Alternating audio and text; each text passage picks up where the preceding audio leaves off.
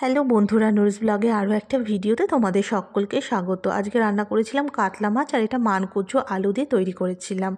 তো দেখো, মানকচু আর আলুটাকে আমি হালকা করে গরম পানি থেকে সেদ্ধ করে নিয়েছি। খুব বেশি সেদ্ধ করিনি, হালকা করেই ভাপিয়ে নিয়েছিলাম। আর তারপরে লবণ আর হলুদ দিয়ে এটাকে হালকা করে ভেজে নেব।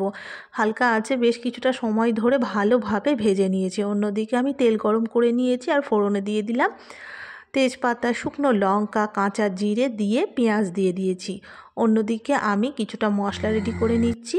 আদা রসুন বাটা, পেঁয়াজ বাটা দিয়ে সমস্ত রকম গুঁড়ো মশলা দিয়ে একটা টমেটোর পেস্ট করে দিয়ে দিয়েছিলাম। আর তারপরে সেই মশলাটার সঙ্গে ভেজে রাখা মানকচু আর আলুটা দিয়ে ভালোভাবে কষিয়ে নিয়ে পানি দিয়ে দিলাম সেদ্ধ হবার জন্য। যখন এটা সেদ্ধ হয়ে যাবে, আমি মাছগুলো ভেজে নিয়েছি, তখন মাছটা আমি দিয়ে দেব। আর মাছটা দিয়ে বেশ কিছুক্ষণ সময় একটুখানি ফুটিয়ে নেব। আর নামানোর আগে দিয়ে দেব ধনেপাতা আর কাঁচা লঙ্কা। তাহলে আমার রান্নাটা রেডি হয়ে যাবে। তোমরা এইভাবে একবার করে খেয়ে দেখো, খুব ভালো লাগে। আর রান্নাটা কেমন লাগলো অবশ্যই কিন্তু জানিও।